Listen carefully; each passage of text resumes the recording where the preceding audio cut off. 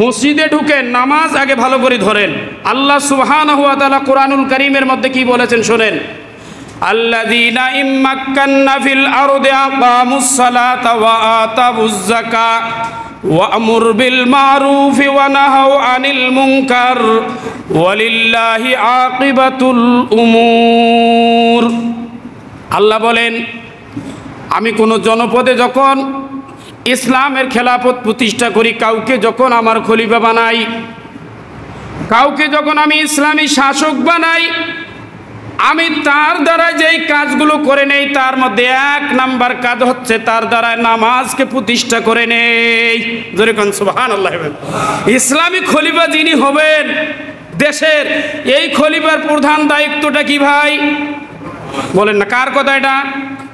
কার কথা? আল্লাযীনা ইম্মাক্কান্না ফিল আরদ, জমিনে যখন মুসলিম শাসক প্রতিষ্ঠিত হবে, আকামুস সালাহ, এই শাসকের দায়িত্ব হবে প্রথমে সালাত কায়েম করা, এরপরে যাকাত, ইসলামিক অর্থনৈতিক ব্যবস্থা করা, তারপরে কি ভালো কাজের আদেশ করা, মন্দ কাজের নিষেধ করা।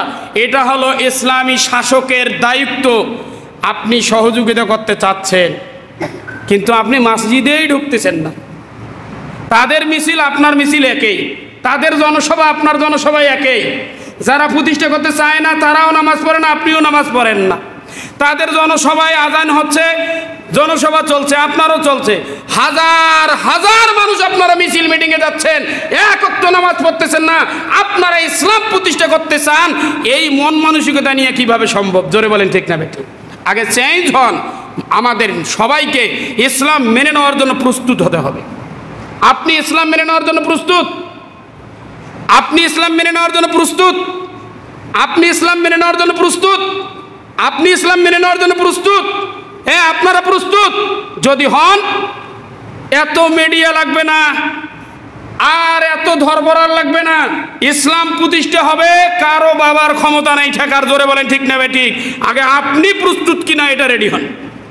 একজন মানুষ যখন নামাজ পড়ে, সালাত যখন আদায় করে, ওই মানুষটার সৎ কাজের প্রতি, যতগুলো ভালো কাজ সমাজে আছে, এই ভালো কাজগুলোর প্রতি আকর্ষণ বাড়িয়ে দেন কে? আল্লাহ। এই মানুষটা দেখবেন, যেই মানুষটাই নামাজি, ওই মানুষটাই ভালো ভালো কাজ করার প্রতি বেশি আগ্রহী। এই আগ্রহটা তৈরি হয়। তাহলে কি হলো? আমি যদি 5 ওয়াক্ত নামাজ পড়ি, আমার 5 ওয়াক্ত নামাজ আমার দিলকে সুন্দর করে দেবে, পরিষ্কার পরিচ্ছন্ন করে দেবে। আমার 5 ওয়াক্ত নামাজ আমার জীবনটাকে সুন্দর করে সাজিয়ে তুলবে। আমার 5 ওয়াক্ত নামাজ আমার পাপকে মোচন করে দেবে। আমার 5 ওয়াক্ত নামাজ সমাজে ভালো কাজের প্রতি আমার আকর্ষণ বৃদ্ধি করে দেবে। জোরে কোন সুবহানাল্লাহ। এটা নামাজের প্রভাব, মানুষের প্রতি নামাজের প্রভাব। এখন আমাদের সমাজে কি আমরা সবাই নামাজ পড়ি ভাই? পড়ি সবাই নামাজ? নামাজ আমরা পড়ি না। বেনামাজি যারা আছেন তাদের আবার শ্রেণী বিভাগ আছে। সব বেনামাজি এক কোয়ালিটির নয়। প্রথম নম্বর কোয়ালিটি হচ্ছে যারা নামাজ পড়ে না।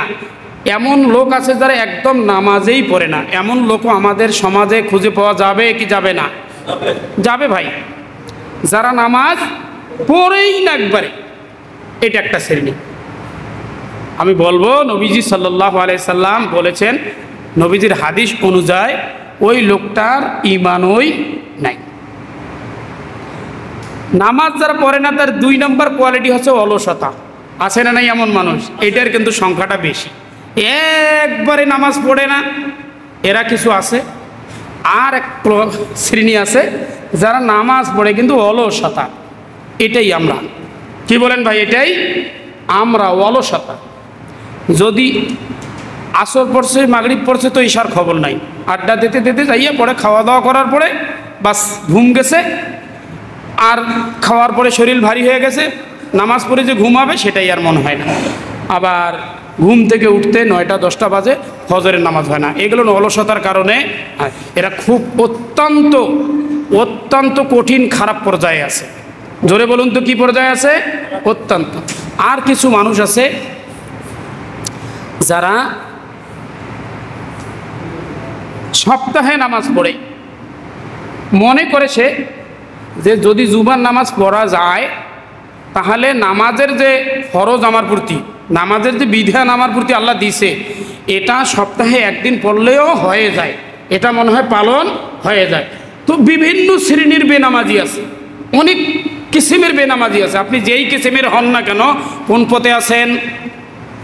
জোরে বলেন, কোন পথে আছেন? ভুল পথে আছেন। প্রকারান্তে আপনার ঈমানও চলে গেছে। প্রিয় মুসলিম ভাইরা, আমরা এখন শুনবো নবীজির ভাষায়, যারা নামাজ পড়ে না, বেনামাজি, এদের ব্যাপারে আল্লাহর রাসূল সাল্লাল্লাহু আলাইহি সাল্লামের বাণীগুলো আমরা কিছুটা শুনবো। নবীজির কথা শোনার পরে আমরা ইনশাল্লাহ আমল করবো তো ইনশাল্লাহ আমল করবো। তো আমরা আমলের নিয়ত করে নেই, আল্লাহ পাক আমাদের আমল করার তৌফিক দান করুক, বলেন আমিন। নবীজি বলেন, বাইনার রজুলি ওয়া বাইনাশ শিরকি ওয়া বিল কুফরি, বাইনার রজুলি ওয়া বাইনাশ শিরকি ওয়া বিল কুফরি তারকুস সালাত। আল্লাহর নবী বলেন, একজন মানুষ আর একজন মুশরিকের মাঝে ব্যবধান, একজন মুসলমান আর একজন কাফেরের মধ্যে ব্যবধান তারকুস সালাত, নামাজ ছেড়ে দেওয়া। জোরে বলেন, কি ছেড়ে দেওয়া? নামাজ ছেড়ে দেওয়া। এই মানুষ আর এ মুশরিক, এ মানুষ আর এ কাফের।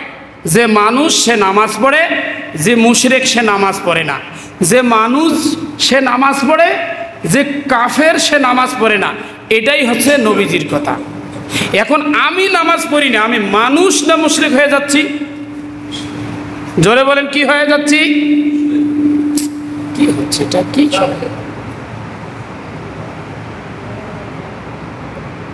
আমার ভাইরা, সাউন্ডটা কমাই দেন, না হলে বেশ কমাই দেন, সাউন্ড কমাই দেন।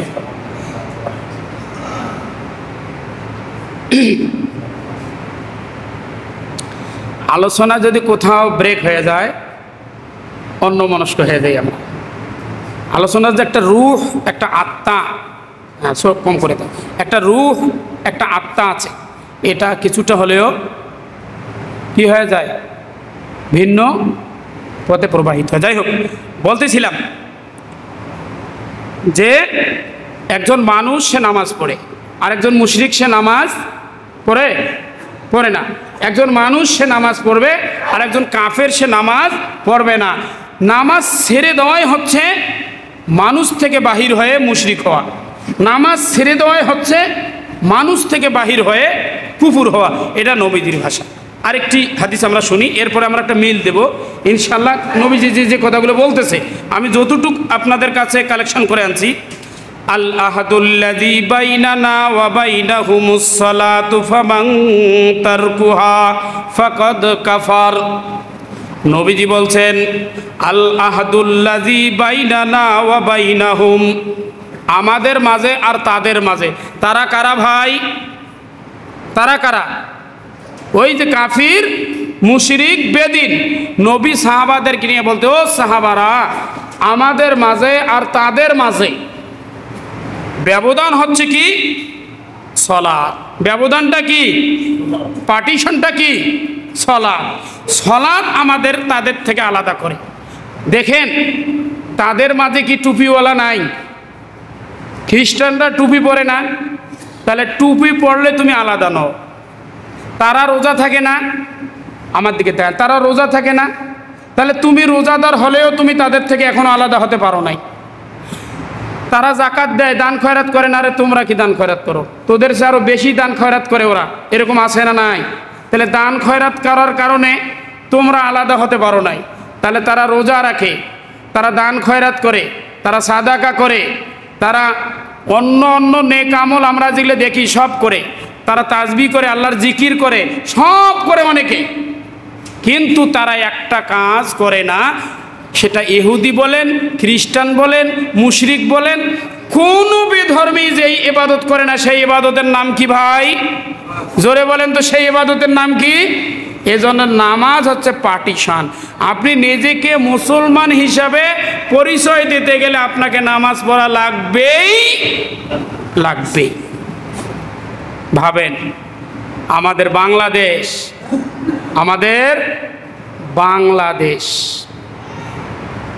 মুসলিম অধ্যুষিত এলাকা। একটি শ্রেণী আমাদের মুসলমানদের কিছু মানুষ চেষ্টা চালিয়ে যাচ্ছে জমিনের মধ্যে আল্লাহর হুকুম শরিয়া বাস্তবায়ন করার জন্য। জোরে বলেন ঠিক না বেঠিক? শরিয়া বাস্তবায়ন করার জন্য,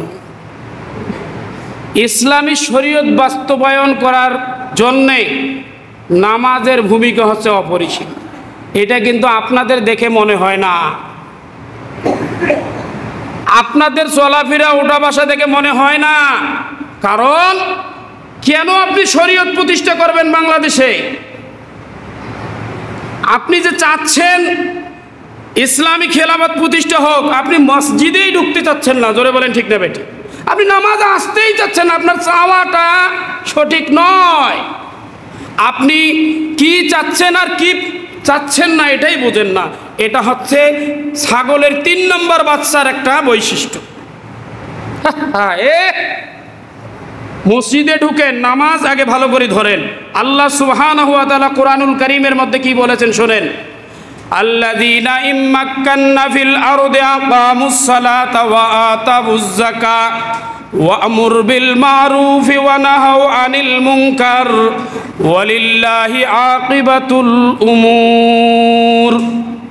আল্লাহ বলেন, আমি কোনো জনপদে যখন ইসলামের খেলাফত প্রতিষ্ঠা করি, কাউকে যখন আমার খলিফা বানাই, কাউকে যখন আমি ইসলামী শাসক বানাই, আমি তার দ্বারা যেই কাজগুলো করে নেই তার মধ্যে 1 নাম্বার কাজ হচ্ছে তার দ্বারা নামাজকে প্রতিষ্ঠা করে নেই। জোরে কোন সুবহানাল্লাহ। ইসলামী খলিফা যিনি হবেন দেশের, এই খলিফার প্রধান দায়িত্বটা কি ভাই বলেন না? কার কথা এটা? কার কথা? আল্লাযীনা ইম্মাক্কান্না ফিল আরদ, জমিনে যখন মুসলিম শাসক প্রতিষ্ঠিত হবে, আকামুস সালাহ, এই শাসকের দায়িত্ব হবে প্রথমে সালাত কায়েম করা, এরপরে যাকাত, ইসলামিক অর্থনৈতিক ব্যবস্থা করা, তারপরে কি ভালো কাজের আদেশ করা, মন্দ কাজের নিষেধ করা। এটা হলো ইসলামী শাসকের দায়িত্ব। আপনি সহযোগিতা করতে চাচ্ছেন, কিন্তু আপনি মসজিদেই ঢুকতেছেন না। তাদের মিছিল আপনার মিছিল একই, তাদের জনসভা আপনার জনসভা একই। যারা প্রতিষ্ঠা করতে চায় না তারাও নামাজ পড়ে না, আপনিও নামাজ পড়েন না। তাদের জনসভায় আজান হচ্ছে, জনসভা চলছে, আপনারও চলছে। হাজার হাজার মানুষ আপনারা মিছিল মিটিংয়ে যাচ্ছেন, এক ওয়াক্ত নামাজ পড়তেছেন না। আপনারা ইসলাম প্রতিষ্ঠা করতে চান, এই মন মানসিকতা নিয়ে কিভাবে সম্ভব? জোরে বলেন ঠিক না বেঠিক? আগে চেঞ্জ হন। আমাদের সবাইকে ইসলাম মেনে নেওয়ার জন্য প্রস্তুত হতে হবে। আপনি ইসলাম মেনে নেওয়ার জন্য প্রস্তুত? আপনি ইসলাম মেনে নেওয়ার জন্য প্রস্তুত? আপনি ইসলাম মেনে নেওয়ার জন্য প্রস্তুত? আপনি ইসলাম মেনে নেওয়ার জন্য প্রস্তুত? হ্যাঁ, আপনারা প্রস্তুত যদি হন, এত মিডিয়া লাগবে না, আর এত ধরবরার লাগবে না। ইসলাম প্রতিষ্ঠা হবে, কারো বাবার ক্ষমতা নাই ঠেকার। জোরে বলেন ঠিক না বেঠিক? আগে আপনি প্রস্তুত কিনা এটা রেডি হন। কি প্রতিষ্ঠা করবেন আর কি করে চাচ্ছেন আপনি, সেটাই কাম। তো আপনি নামাজে আগে ঢোকেন, আপনার দায়িত্ব পালন করেন। তো বলতেছিলাম, নবীজি বলছেন কাফির মুশরিক আর মুসলমানদের মধ্যে পার্টিশন, ব্যবধান। জোরে বলেন তো কি ভাই? নামাজ।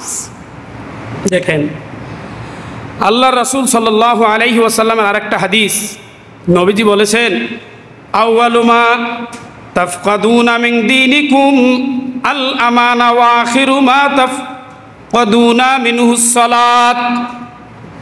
নবীজি বলছে এই মুসলিম উম্মাহ সর্বপ্রথম যে জিনিসটা হারাবে সেটার নাম কি জানেন? নবীজি বলছে সমাজ থেকে সর্বপ্রথম যেই জিনিসটা হারাবে সেই জিনিসটার নাম হচ্ছে আমানত। জোরে বলেন কি হারাবে? আমানত। আমাদের রাষ্ট্রীয় আমানত, রাষ্ট্রপ্রধানদের হাতে কি আমানত সুরক্ষিত? আমাদের ওয়ার্ডের আমানত কি মেম্বারের হাতে সুরক্ষিত? আমাদের ইউনিয়নের আমানত কি চেয়ারম্যানের হাতে সুরক্ষিত? না মারি দেয়? কোনটা? আরে ওই দিক যাবেন কেন? মাদ্রাসার আমানত মুহতামিমের কাছে সুরক্ষিত নয়, মসজিদের আমানত কমিটির কাছে, ইমামের কাছে সুরক্ষিত নয়, পরিবারের আমানত খানা প্রধানের কাছে সুরক্ষিত নয়, কোনো জায়গায় আমানত সুরক্ষিত নয়। আমানত গেছে গা। জোরে বলেন ঠিক না বেঠিক? আমানত গেছে গা। নবীজি বলছেন তোমাদের কাছ থেকে তোরা সব থেকে সর্বপ্রথম যেই জিনিসটা হারাবে, সর্বপ্রথম হারিয়ে ফেলবে সেটা হলো আমানত। নামাজ অত সহজে হারাবে না, সবার শেষে আমানত হারাবে, লজ্জা হারাবে, এরকম হারাতে হারাতে হারাতে হারাতে হারাতে সব হারাবে। নবী বলেন ওয়া আখিরু মা তাফকাদুনা মিনহুস সালাত, সর্বশেষ যেই জিনিসটা হারাবেন সেটা হলো সালাত। সালাত একবারে হারিয়ে যাবে না, কারো না কারো মাঝে জীবিত থাকবে, কারো না কারো মাঝে প্রতিষ্ঠিত থাকবে, কেউ না কেউ সালাত পড়বে। কিন্তু সর্বশেষ কিয়ামতের আগে তোমরা এটাও হারিয়ে ফেলবে, এই সালাতও হারিয়ে ফেলবে। আমার ভাইরা, যারা নামাজ পড়ে না, যারা নামাজ পড়ে না, এরা তো পদে পদে অপমান, দুনিয়াতেও অপমান হয়। জোরে বলেন হয় কি হয় না? দুনিয়াতে অপমান, সব থেকে একটা জিল্লুতিকর অপমান কিয়ামতের ময়দানে হবে। এত কঠিন একটা অপমান, অপদস্থ হবে। জাহান্নামের শাস্তির কথা বলতেছি না ভাই, আমি জাহান্নামের শাস্তির কথা বলতেছি না। জাহান্নাম দেওয়ার মালিককে, জান্নাত দেওয়ার মালিককে? আরো জোরে বলেন কে? আল্লাহ। আরো জোরে বলেন কে? আল্লাহ। আল্লাহ জাহান্নাম দেবে, আল্লাহ জান্নাত দেবে। তবে বেনামাজি যারা নামাজ পড়ো না, শুনে রাখো, এরা যে অপমান হবে, তার মধ্যে কিয়ামতের ময়দানে যে অপমানটা হবে, এই যে লাঞ্ছনাটা হবে, এটাতে আপনার মাথা যে হেড হবে, ভাসানোর ক্ষমতা থাকবে না। আল্লাহ বলেন ইয়াউমা ইউকশাফু আন সাকিন ওয়া ইয়াদউনা ইলাস সুজুদি ফালা ইস্তাতিউনা খাশিআতুন আবসারুহুম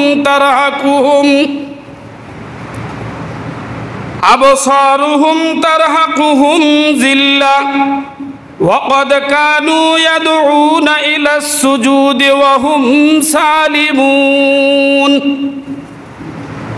আল্লাহ সুবহানাহু ওয়া তাআলার এই কালামের সারাংশ হচ্ছে এটা, কিয়ামত যখন প্রতিষ্ঠা হয়ে যাবে,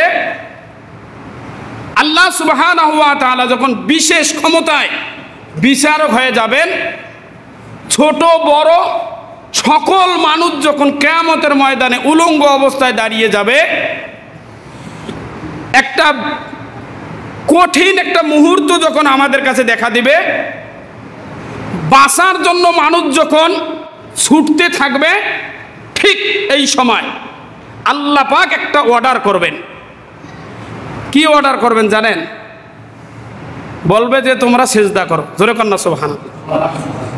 সকল মানুষ কিয়ামতের ময়দানে দাঁড়িয়ে বিভৎস অবস্থায় পিপাসায় কাতরাচ্ছে, নিজের পরিণাম চিন্তা করতেছে। ঠিক এই মুহূর্তে আল্লাহ আবার বলল যে নামাজ পড়ো, সিজদা করো। আল্লাহ পাক যখন সিজদা করার জন্য অর্ডার করবেন, কিয়ামতের ময়দানে মানুষগুলো সিজদা দেওয়ার জন্য তাৎক্ষণিকভাবে লুটিয়ে যাবে। এক শ্রেণীর মানুষ তারা রুকু করবে, সিজদা করবে, কিন্তু এক শ্রেণীর মানুষ যখন রুকু করতে যাবে, সিজদা করতে যাবে, তাদের কোমরগুলো তক্তার মতো শক্ত হয়ে যাবে। তারা কিয়ামতের ময়দানে সালাত আদায় করতে পারবে না, সিজদায় যাইতে পারবে না। বারবার চেষ্টা করবে জমিনের মধ্যে মাথাটা ঠুকানোর জন্য, কিন্তু কি কপাল পোড়া, তাদের কোমর তক্তার মতো হয়ে যাবে, তারা সিজদা দিতে পারবে না। কত বড় অপমান! জাহান্নামের কথা বলতেছি রে ভাই, জাহান্নাম পরের ব্যাপার। কারা সিজদা দেবে? যারা শুক্রবারে করে নামাজ পড়ে না। জোরে বলেন, যারা শুক্রবারে করে নামাজ পড়ে, যারা একবারে নামাজ ছেড়ে দিয়েছে, যারা ফজর পড়ে না তো জোহর পড়ে, জোহর পড়ে না তো আসর পড়ে, এটা যারা 5 ওয়াক্ত নামাজ পড়ে, সেদিন তারা আল্লাহর হুকুম হওয়ার সাথে সাথে জমিনের মধ্যে লুটিয়ে পড়বে, পরওয়ারদিগার আলমের সামনে নিজের মাথাটা নিজের কপালটা জমিনের মধ্যে ঠোকাবে, তারা সালাত আদায় করবে। আর যারা সালাতে গরিমসি করেছি, যারা পড়েছি পড়ি নাই, যারা একবারে পড়ি নাই, এদের কোমর হবে কাঠের মতো শক্ত। আল্লাহ আমাদের হেফাজত করুন, বলেন আমিন। 5 ওয়াক্ত নামাজ আমরা পড়বো তো ভাই, পড়বো তো আমরা। এই একটি ইবাদতের ব্যাপারে যদি যে কোনো মানুষের সাক্ষাৎকার নেওয়া যায়, যারা পড়ে না, যে কোনো মানুষের সাক্ষাৎকার যদি নেওয়া যায়, একজন মানুষও বলবে না যে নামাজ পড়ার দরকার নাই। বলবে, সবাই বলবে যে নামাজের দরকার আছে, নামাজ পড়া লাগবে। কেন ভাই? নামাজের অপরিহার্যতা বোঝার পরে, নামাজের গুরুত্ব বোঝার পরে, নামাজের মর্যাদা বোঝার পরে, এরপরে নামাজ থেকে আপনাকে দূরে রাখলোটাকে আমাদের ভাবার দরকার আছে না নাই? জোরে বলেন, ভাবার দরকার আছে না নাই? আমার ভাইরা, আল্লাহ রাসূল সাল্লাল্লাহু আলাইহি সাল্লামের আরেকটি বাণী আপনাদের শুনাই আমি আমার আলোচনা শেষ করব ইনশাআল্লাহ। দেখেন, এই নামাজকে যারা হেফাজত করবে, নামাজকে যারা হেফাজত করবে, আর যারা নামাজকে হেফাজত করবে না, সাধারণত দল হলো কয়টি? জোরে বলেন, দল হলো কয়টি? এই দুই দল আমাদের সমাজে আছে না নাই? জোরে বলেন, আছে না নাই? যারা হেফাজত করবে এই দলটার কথাও নবীজি বলেছেন, আর যারা হেফাজত করবে না এই দলটার কথাও নবীজি বলেছেন। শুনি আসি। মান হাফাজা আলাইহা কানাত লাহু নূরাও ওয়া বুরহানা,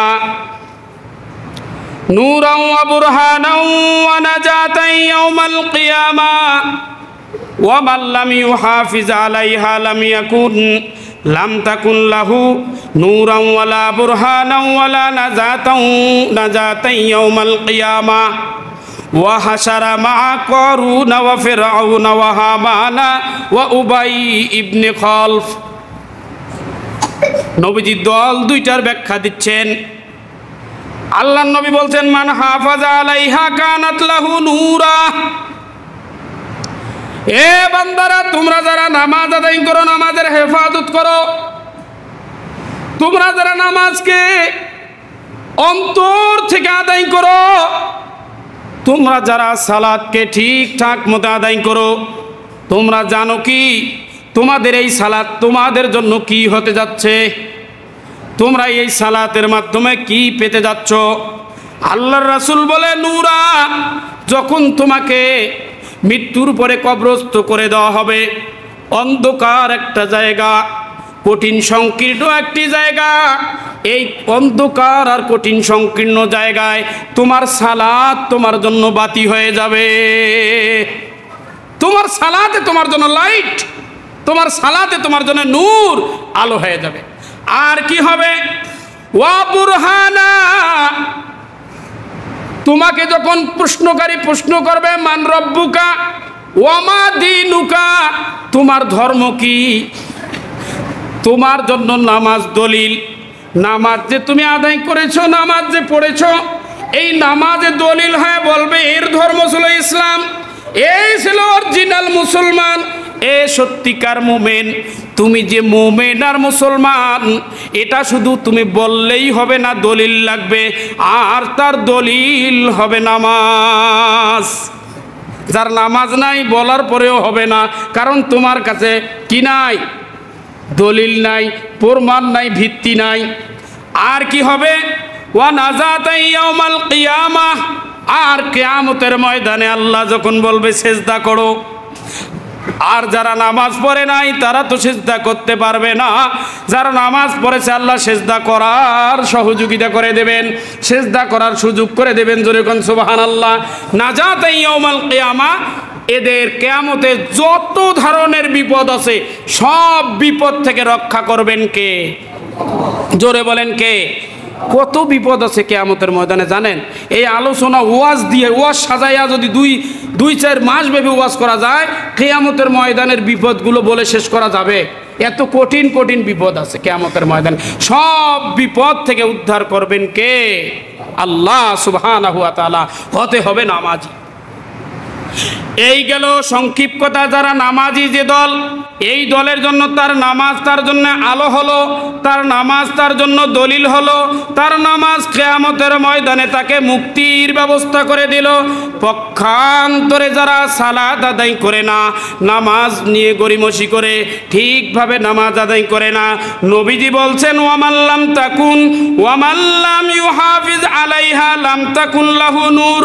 সে তো বাতি পাবে না, ওয়ালা বুরহান, তার জন্য দলিলও পাবে না, কোনো প্রমাণও থাকবে না যে মুমিন মুসলমান দাবি করার কোনো ভিত্তি থাকবে না, কোনো প্রমাণ থাকবে না। আর কি ওয়ালা নাজাত ইয়াউমাল কিয়ামা, এবং কিয়ামতের ময়দানে মুক্তিও পাবে না।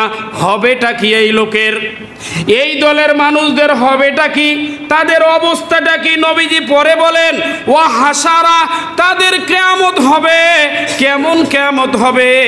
মা কারুনা, কারুনের সাথে কিয়ামত হবে। মা ফিরআউনা, ফিরআউনের সাথে কিয়ামত হবে। ওয়া হামানা, হামানের সাথে কিয়ামত হবে। ওয়া উবাই ইবনে খলফিন, উবাই ইবনে খলফিনের সঙ্গে তার কিয়ামত হবে। জোরে কন নাউজুবিল্লাহ। এই মানুষদের সাথে কিয়ামত হবে যারা নামাজ পড়ে না। আপনি একজন পীর সাহেবের ছেলে, আপনি একজন বড় ইমাম সাহেবের ছেলে, আপনি একজন হুজুরের ছেলে, আপনি মুসলিম পরিবারের একজন সন্তান, আপনি নামাজ না পড়ার কারণে আপনার হাসর হবে কারুনের সাথে, ফেরাউনের সাথে, হামানের সাথে এবং উবাই ইবনে খালফের সঙ্গে। এই যে চারটা নাম আমি বললাম, এই চারটা নাম কোনো মুসলমান পরিবারে তার সন্তানদের রেখেছে আপনাদের জানা আছে? এ খুঁজলে পাওয়া যাবে কারুর নাম কারো, ফেরাউন নাম কি কারো আছে? আছে? আরে মুসলমান পরিবার, এখানে কোনো হিন্দু পরিবারেও ফেরাউন নাম নাই। হিন্দু পরিবার বাদ দেন, কোনো খ্রিস্টান পরিবারেও ফেরাউন নাম নাই। কেন নাম নাই জানেন? এই লোকদের কেউ পছন্দ করেন। এরা দুনিয়াতে লাঞ্ছনা, দুনিয়াতে অপরাধী হিসেবে প্রমাণিতভাবে এই দুনিয়া ত্যাগ করে গেছেন। তারা অত্যন্ত জালিম ছিলেন, অন্যায়কারী ছিলেন। নবীজি বলছেন তুমি নামাজ না পড়ার কারণে এদের দলভুক্ত হয়ে যাচ্ছ। আমার ভাইয়েরা, পরিশেষ আমি আপনাদের সকলের উদাত্ত আহ্বান জানাবো। এই যে আমি গত জুমায় আপনাদের কাছে ঈমানের আলোচনা করেছি, আজকে সালাত নিয়ে আমি আমার যোগ্যতা অনুসারে নবীজির কিছু হাদিস, কোরআনুল কারীমের কিছু আয়াতের রেফারেন্স দিয়ে আমি চেষ্টা করলাম বোঝানোর জন্য। এতটুকু আলোচনা শোনার পরে আপনাদের ভিতরে কি জাগৃত হয় যে আমাদের 5 ওয়াক্ত নামাজ পড়া লাগবে? ভাই, জাগৃত হয় যদি আমি আপনাদের হৃদয়ের অন্তরের ভিতরে দোলা দিতে পারি আমার এই ভাষায়, আমার এই কথায় যদি আপনাদের অন্তরে একটু রেখাপাত করে, তাহলে এই জুমার বয়ান করা এবং জুমার বয়ান শোনার সার্থকতা থাকলো।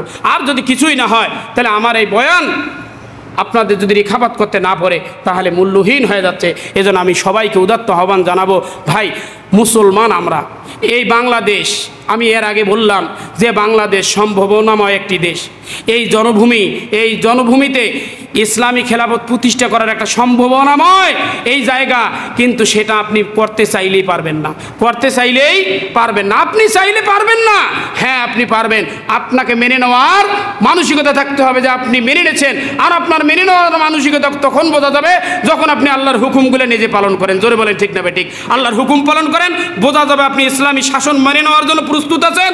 তাহলে আর বেশি লাঠি ছোটা লাগবে না, কোনো কিছু লাগবে না। জমিনে ইসলাম প্রতিষ্ঠা করে দেবেন কে? আর সম্ভাবনায় এই দেশ, এই জমিন, এটা বেশি দূরে নয়, হয়তো আল্লাহ পাক রব্বুল আলামিন কবুল করে নিতে পারে। এজন্য আমাদের প্রস্তুতি হওয়ার দরকার আছে না নাই? আমাদের সবাইকে প্রস্তুত থাকার দরকার আছে না নাই? এজন্য আমরা সবাই প্রস্তুত থাকবো। আল্লাহ পাক রব্বুল আলামিন তার মহান এই হুকুমকে আমাদের যথা সুন্দরভাবে পালন করার তৌফিক দান করুন। আমিন। ওয়া আখির দাওয়ানা আলহামদুলিল্লাহি রাব্বিল আলামিন। আসসালামু আলাইকুম ওয়া রাহমাতুল্লাহ।